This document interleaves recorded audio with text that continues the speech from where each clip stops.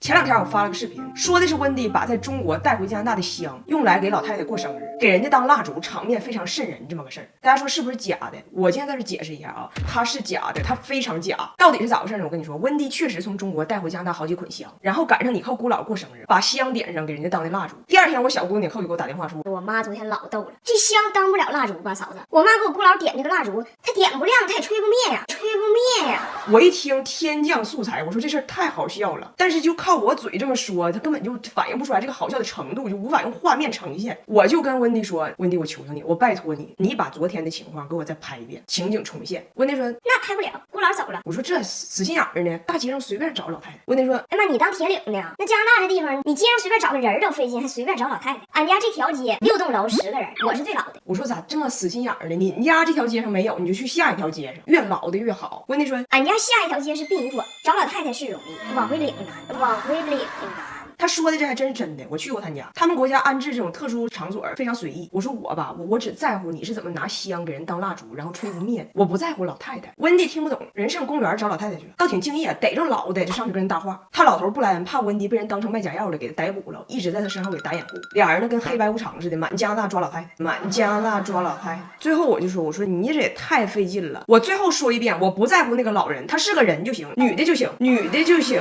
温迪明白了，温迪说，哎呀，那你早说呀，我费这个劲呢。我又忘了俺家这几个外国人，他听话只纯听字面意思。温迪一听是女的就行，找到了他侄儿的媳妇爱丽丝。爱丽丝今年31。我小姑子你看我看着爱丽丝都懵了。姑姥不是我姥爷的妹妹吗？我姥爷和她这妹妹长得不能说一点不像，只能说毫无关系啊，毫无关系啊。但是我不知道他找的是谁呀，我就听说找着了。拍摄的时候我说我需要给这个老人看着这个吓人呼啦的香的一个反应，抓他一个表情，你别不拍他呀。温迪说我拍他了，我拍他了。结果最后视频就拍成了这个样子。温迪也算尽力了，但是我以后真是不敢考虑找他们一家人帮拍视频了，他还累够呛，但拍那玩意儿全穿帮。今天张大铁第一次去幼儿园，这种重大时刻我得亲自用 OPPO Find N3折叠屏拍，他做人像拍的更好看，背景虚化自然，拍出张铁小点细分，还能同时打开3个全屏应用，导航回家，同时可以点外卖回信息。饭点好了，马上到。张大铁经过很多波折，今天终于入园了。他们班加上他一共3孩子，一个叫迪伦，一个叫威廉。拿铁进屋跟人说话，人家没吱声。老师说拿铁另外2个同学都刚刚2岁，还不咋会说话，语言萌芽期，你要多跟他们说话啊。张大铁说行，然后非常淡定的屋里扫视一圈。这时候我就得走了，我以为我走他肯定得哭，他姐当年整整哭了1个星期。结果我说妈妈走了，你是最坚强的哦。他看我一眼，一摆手，连正脸都没给。2个小弟弟刚学说话，所以你要注意点你的口言。假这个，你不要跟他们说东北话。学谁呀？我要练，我要练。我会上课耍。我婆婆最近办签证呢，马上就要来了。我的婆婆温迪啊，说实话文化水平不高，也没出过北美这块地方，对世界的了解非常少。在温迪的眼中，东方，我的天，那就是另一个世界。她了解的越少，她就越恐慌，天天查，那种积极性堪比我妈查致癌物，就查各种网文视频，给自己制造焦虑。首先最担忧的是上厕所，她自己用国外的视频网站搜外国人在中国上厕所，上边居然有人转述说，曾经有一个老外在中国不会用蹲便，把衣服都扒拉挂门上，俗称八卦。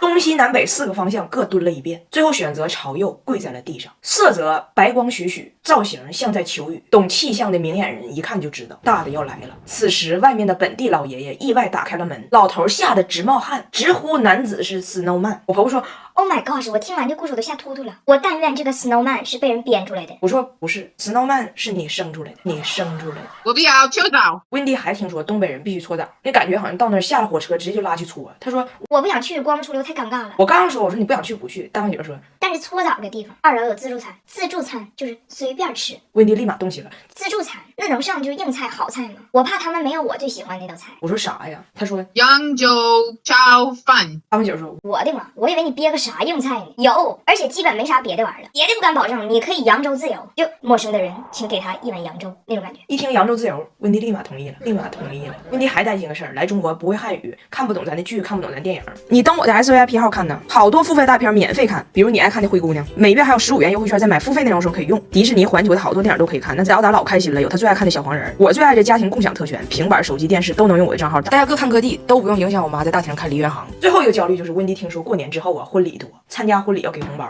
不想去。大胖姐说但是妈妈，你可以包100块钱红包，然后去搂席，等人家反应过来你这个人不能处，你已经逃逸了。我婆婆说那搂席的时候有没有那道中国名菜左宗棠鸡？我说什么玩意儿？我婆婆说左宗棠鸡，你不知道左宗棠吗？我说我们都知道左宗棠，但是不知道左宗棠是有机的，是有机的。温迪一听可以搂席，又动心了。然后他说：“我听明白了，红包这个事儿呢，它属于流通货币，给出去还能回来，所以这个事儿的解决方式呢，就最好我也有个什么大事儿，这个事儿大到哈，就别人听说了都不好意思说不来，都得来随个礼，这样就好了。”大王姐说：“哎呀妈，你也不闪婚，你也不升学，那就剩一个大事儿了，那也不行啊。”温迪说：“行，我就一个要求，你能不能在我走之前办？”大王姐说：“那不行，那个事儿一般都走之后吧，哎，我以前不吐槽我看外国人做饭我着急吗？就不管多简单个菜，都得照着他那菜谱，多少克多少度，一点都不能差。不知道的以为他搁实验室兑药水呢。但是说实话，外国人跟咱学做饭，他也着急。就比如说我老公想跟我奶学烙饼，整个这个工序在他心中就是一套玄学。我奶吧烙馅饼特别好吃，我老公第一次吃我奶烙这个牛肉芹菜馅饼就迷上了，自己整一打。完我老公就要拜师，就学我奶这个馅饼里边有什么秘籍。我奶说秘啥籍？没有秘籍，你愿意学，下次我烙出来你在旁边看着呗。我老公当时受宠若惊，马上话就放出去了。很快加拿大西海岸就都知道他要和一个巴西的老朽学做东方面点、海城经典、石油世家小排边。完那个假期俺俩不要结婚吗？就有一个来自休斯敦的朋友就提前就来了，他是美食兼旅行作家，叫逼猪，咱就叫他逼猪。完事他一听说有绝活可以学，他也来了。完他跟我老公俩一人拿小本儿在我在家等着。结果第一步和馅就给造懵了，本来不说好的是牛肉芹菜馅的吗？完这边牛肉也和好了，也剁好了，就等我爷上早市采购回来带回来芹菜。结果我爷回来的时候呢，带回来的是大白萝卜。完我就听我爷跟我奶说哈，就今天呢早市卖水芹菜这个老聂头没出摊儿，听说是让他媳妇给挠了。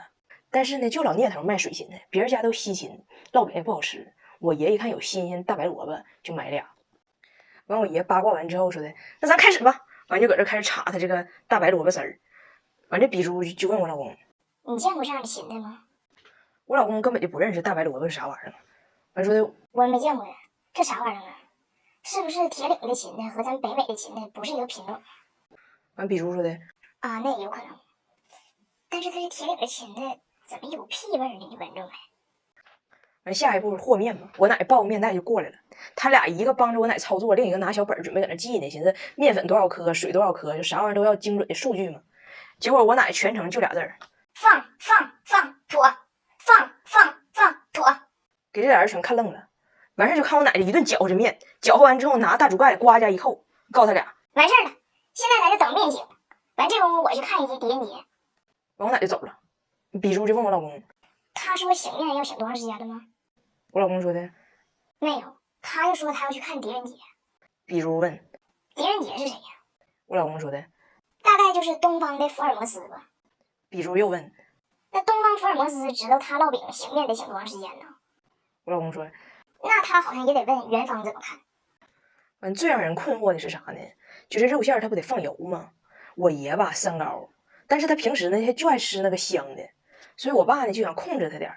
完往这肉馅里放油的时候呢，我爷不在屋，在卧室里趴着呢。完我爸就小声跟我奶说你少放点油，别整太腻，我爸吃腻了不好。完我奶说的啊行。完我奶不就去看狄仁杰去了吗？我爷搁那屋趴着呢，你别看他平时耳朵背，你一说他啥他肯定能听着。